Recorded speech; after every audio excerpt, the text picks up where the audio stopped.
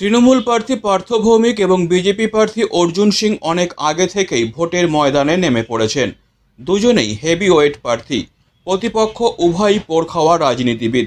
শুক্রবার ব্যারাকপুর কেন্দ্রের সিপিআইএম প্রার্থী হিসাবে তার নাম ঘোষিত হয়েছে।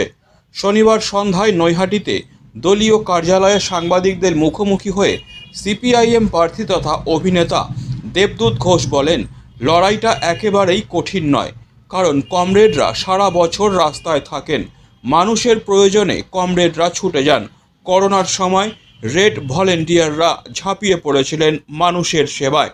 তার দাবি, শ্রমিকদের ন্যূনতম মাসিক বেতন 25,000 টাকার দাবিতে তারা লড়াই করছেন।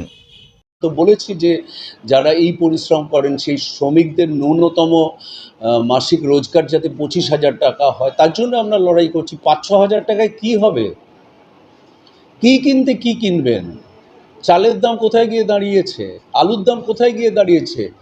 একটু একটু সামান্য জিনিসগুলো, যেগুলো নুন, তেল, চাল, গ্যাস, এগুলো ছাড়া তো আপনি বাঁচবেন না। ওষুধ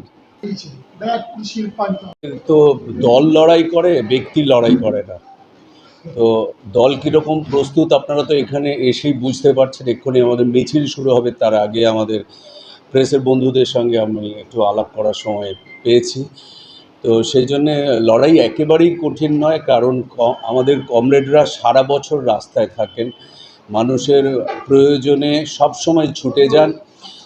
করোনার সময় আপনারা দেখেছেন সারা পৃথিবীতে যখন হেলথ সিস্টেম ভেঙে পড়েছে, সরকারি যারা দায়িত্বপ্রাপ্ত তারা তাদের দায়িত্বগুলো মিট করছেন না, সেই সময় রেড ভলেন্টিয়ার্সরা রুগীকে হাসপাতাল অবধি পৌঁছে দেওয়াই হোক, কিংবা রক্তের যোগান দেওয়া হোক, অক্সিজেনের যোগান দেওয়াই হোক, কিভাবে ঝাঁপিয়ে পড়েছেন। তো তবে মিলেমিশে একটা বিপদ আমরা পেরিয়ে আসতে পেরেছি। Disclaimer. This channel may not promote any violent, harmful or legal activities. All content provided by this channel is meant for an educational purpose only.